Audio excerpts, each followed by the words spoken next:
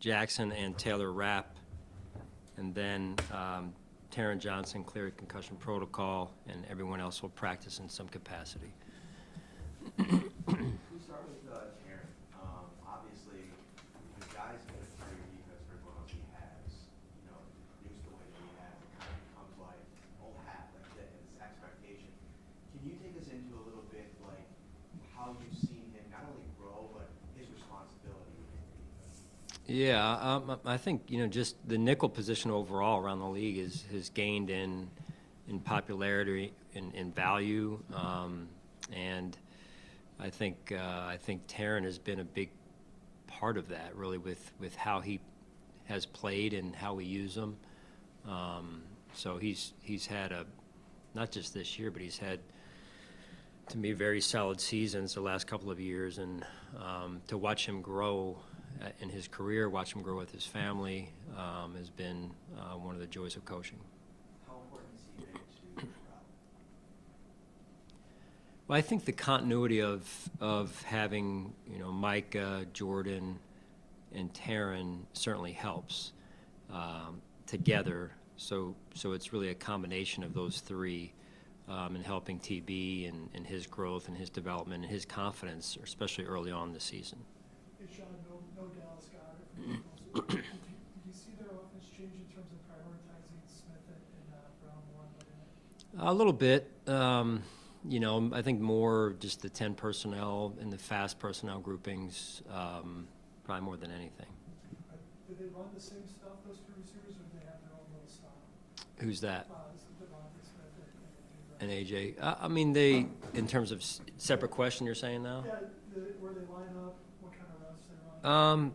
I mean, they're both really good players. I'll start there. Their play styles is definitely different, one from the other. Definitely both very, very talented and explosive. What have you seen from Dorian that gave you the confidence, I think, the Denver game, to put him out there, spy a little bit after, kind of taking a step back weeks earlier when he was kind of trading off with Tyrell Dodson? Yeah, I mean, he's a young player, and he's got a great mindset. He embraces any and every role that we've thrown at him this year, and so Milano, if you remember, used to do that a little bit at times, and so obviously Matt's not available, and so you look for a player that fits that mold a little bit, and Dorian does. How did Taylor come through practice yesterday? And it was limited.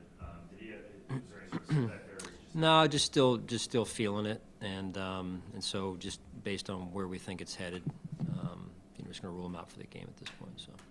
John, what's Justin Porter been up to, and how's he been looking? I mean, he's still going through the IR process there, Tim, and we evaluate every day, every week, as to where he's at in terms of coming back. How can you evaluate that? I mean, I'm sure there's things that you can do, even like how he handles his day-to-day business or whatever, but when a guy's on injured reserve, is there, I don't know, what any insight you can give just in general on how you can evaluate somebody that you really don't have a book on, you don't really know, you got to go back to college really to see. Yeah, I mean, I get a chance to be around him from time to time, not as much as I'm around the rest of the team, naturally there, but he looks like, to this point, he's working hard every day. He's on a certain set schedule with the different trainers that he works with, the strength coaches he works with, and so I can tell you that he's working hard on improving himself. Where that is relative to being able to come back and help us and play varsity level football, I think that's for another time. Sean, what's the outlook on Dawson once you get back from the bye? I would say hopeful, but not certain at this point. So that's just based on this week's update that I get from the trainers. For that week or for the entire season? No, for that week. Yeah, hopeful, but I can't guarantee it until we know more at this point. But you are expecting to be back at some point this Yes, yeah. And you had said last week something about Damian Harris maybe not ready to exercise the idea or something like that of returning. How much of his return and battle back is the mental side as well as certainly the scary physical side of what he went through? Right, it's obviously a tough situation. Anytime you have happened what happened to Damian, and so really at this point it's both. It's the physical side from what the information I'm getting, and then there's obviously, I'm sure, when you go through something like that, it's not easy to come back from. So we just continue to take it one day at a time and try and support Damon any way we can. Quantify the value of Micah and Jordan at a time when you have gone through so much fluctuation with the other positions in the defensive backfield. I know that we talked about what missing Micah last year meant, but I guess things change year to year. How has their presence impacted that? They've been their leadership has been for 7 years since they arrived here, and their leadership has grown over those 7 years, Tim, and then also just their influence on our football team holistically has grown, and they're so steady.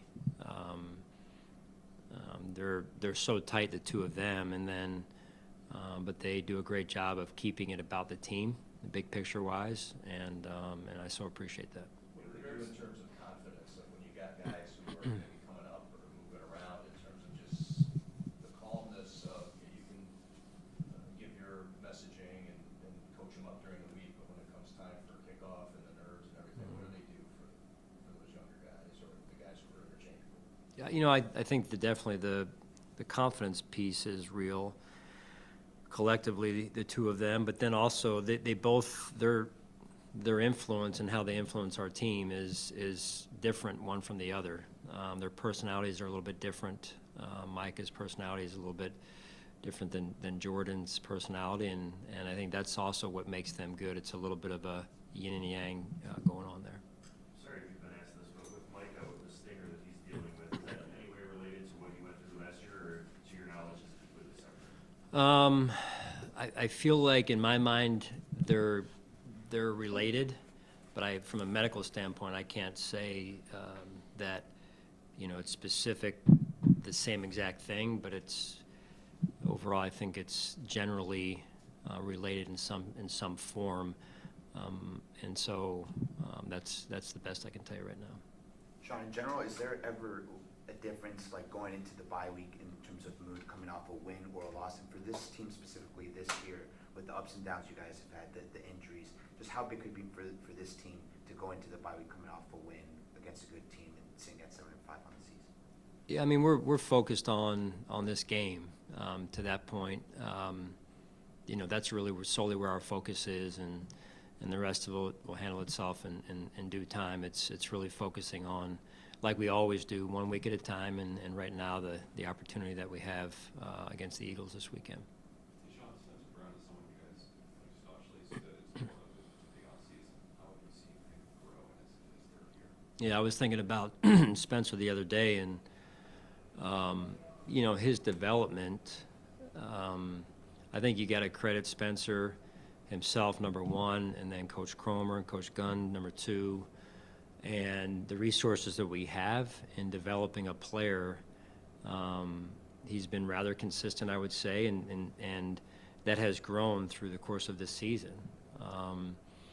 His health was, at times, his availability, I would say, was at times inconsistent early on, and that has also become more consistent. Credit to him and our training staff as well. So, there's fertile soil and fertile ground for us to develop players, and you guys have seen it. I think this is a one great example of us doing that. And again, I think it's got to start with the player. You've got to be open to being coachable and making the adjustments that you have to make, and he's done that.